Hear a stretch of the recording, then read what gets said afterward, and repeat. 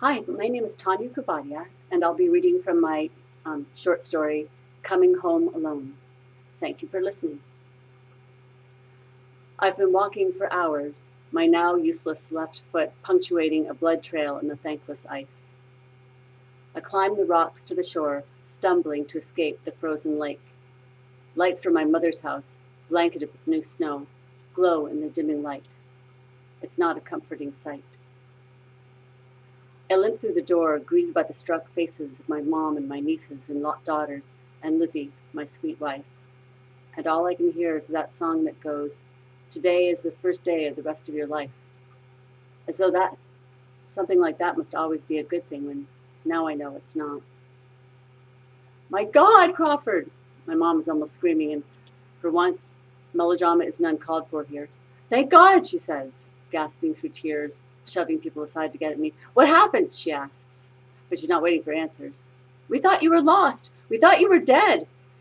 She's hugging me, her little fists fierce in the small of my back, her face scrunched into the middle of my chest. She's sobbing for real, and I know what comes next. Everyone must. I push myself away and I head toward my room upstairs. "Crawford!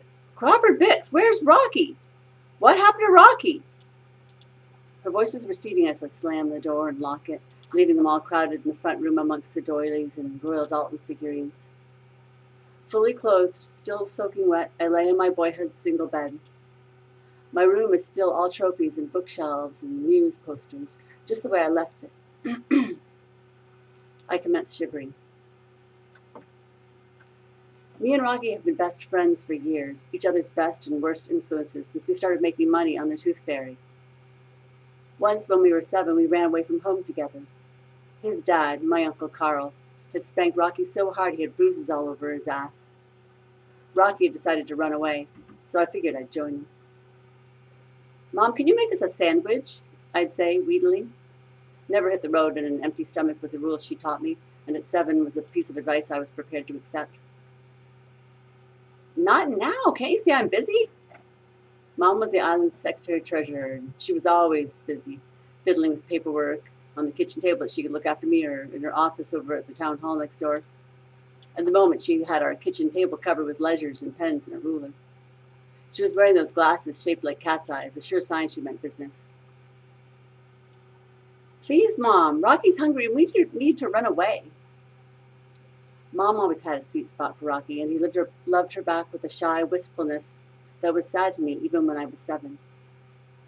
He used to bring all of his treasures to her, make gifts of them, like the egg-shaped rock he'd found that she still today displays on her dresser. So it was never a bad thing to bring him up when he wanted something. I put my hand on his shoulder and looked into her eyes. "Please?" Her face twisted as she looked at him, and I watched as she noted his tear-stained face, the way he sat so gingerly in his chair. She sighed, touched his cheek, and went to the pantry for the bread. She had us all packed up with our food and kerchiefs tied to the end of sticks. Weird setup if you asked us, but she didn't. Then made us wait at the front door while she ran for the Instamatic. "Okay, smile," she said, snapping a few shots. "You guys are so cute I can hardly stand it." She sent us on our way, her face flickering between a smile of her own and something more complicated. We made it to the top of the island that day, 2 7-year-olds, proud and tired and dusty from 4 miles of gravel road.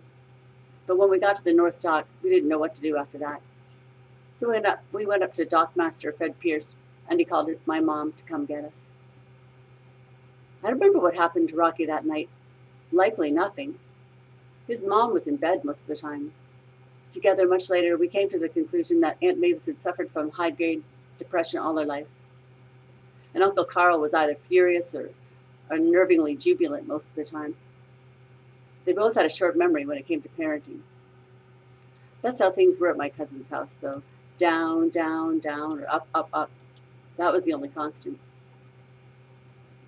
One of the many constants in my life was Rocky. When we were 9, playing in a hedgerow beside a frozen cornfield, the dried yellow stalks poking out like broken bones between rows of frozen earth, I fell from a tree and fractured my wrist. Rocky pulled me home in the sled that we'd brought, both of us crying the entire 3 miles of busted ground.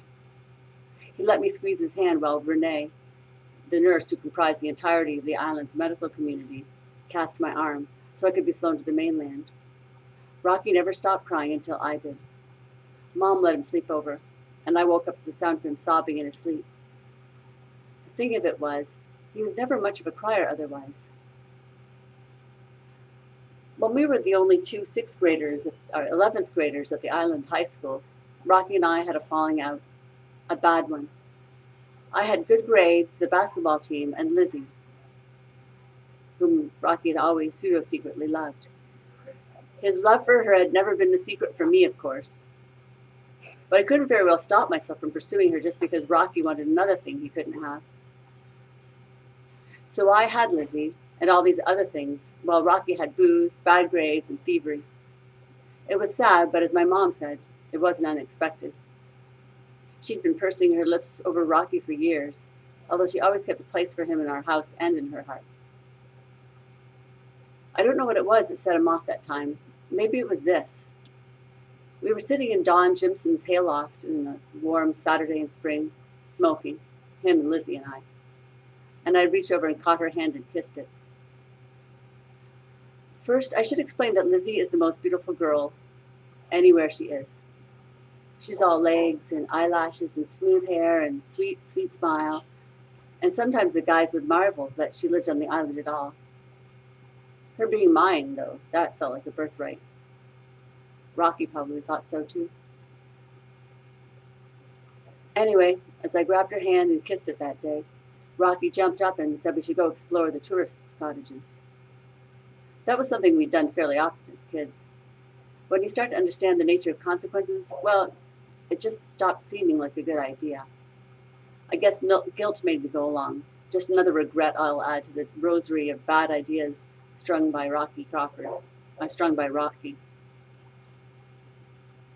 Crawford. I loved the way Lizzie started using my full name the moment she was mine, and never once before. Everyone besides my mother has always called me Ford. Crawford, Lizzie says, trying, I could tell, not to let Rocky think she was trying to wear the pants, but coming across that way nonetheless. You're not really going, are you? She said. Bad idea. I couldn't very well have a girl tell me what to do, unfortunately.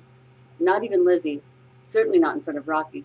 So that pretty much confirmed my participation in the whole ill-fated ordeal. I gave her a bald look and just laughed in the manner of all superior males when yanked on by their uppity girlfriends. She glared back, knowing the role she played. So Rocky and I jumped down from the loft into the pile of hay below, while she sat there, smoking and shaking her head. Later, Don Jimson would call our parents to give us shit for smoking in his barn, but as trouble went, it got kind of buried in the mountain of it we found ourselves under that day.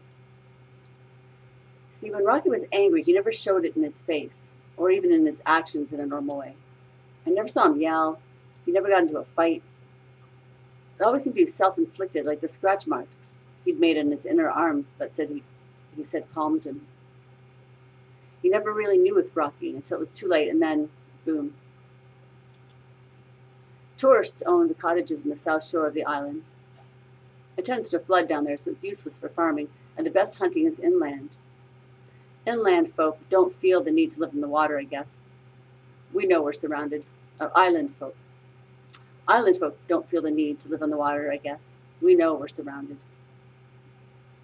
I let Rocky drive my old Ford pickup, my way of making things up to him, I suppose, and he headed right for the rich people's places, the ones with docks in the water and trampolines in the yard.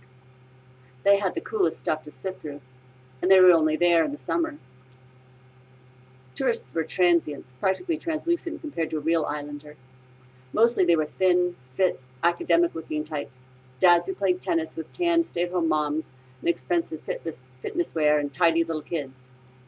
Even if you didn't already know everyone on the island by first and last name, you'd see right away these people didn't belong.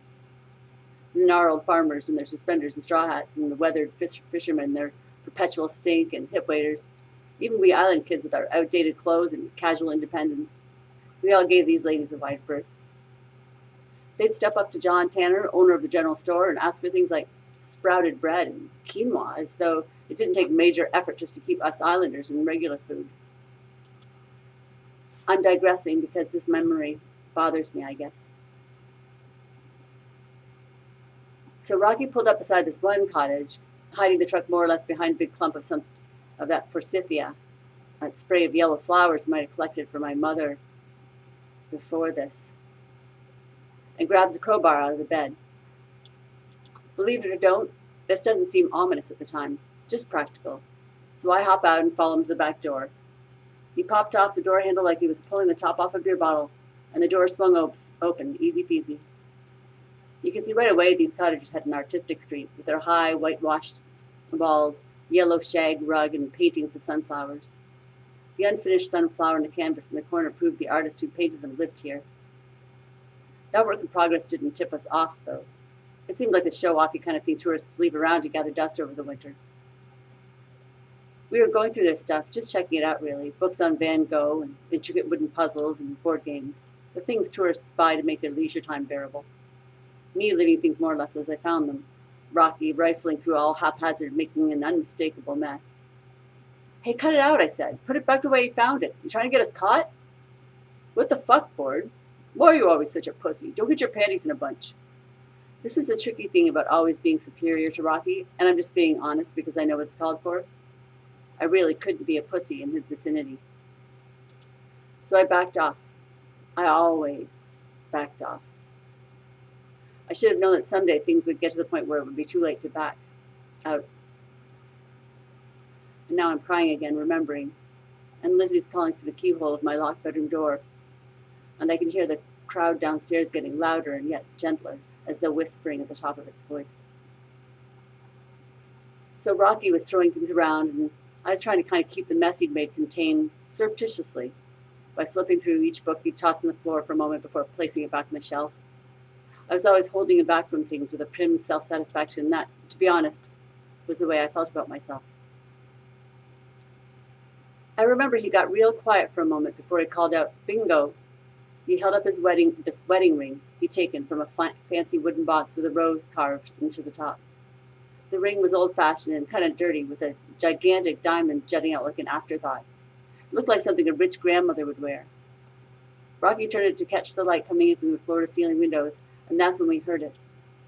A footstep, quiet and shy, like someone backing out of a room, and Rocky leapt to his feet, crowbar in hand, and stepped toward the sound. There was a shriek, and Mrs. McCready, whom I now recognized as the pain-in-the-ass cottager who hassled Mom at the town hall, bitching about her taxes. She was staring at us, terror in her eyes. I knew he'd never use it. To this day, I knew he never would have used it. But Rocky was holding that crowbar over his head like a weapon.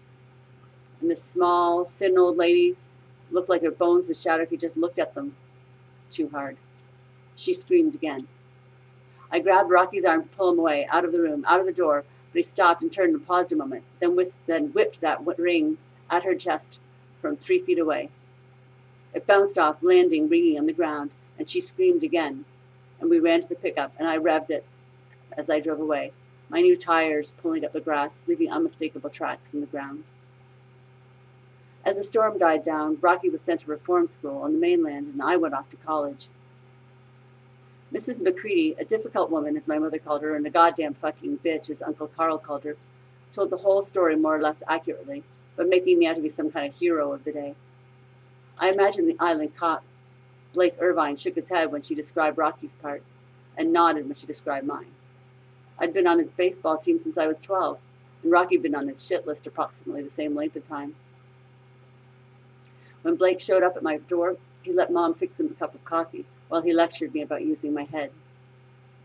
When he showed up at Rocky's door, he brought the handcuffs. Thank you for listening.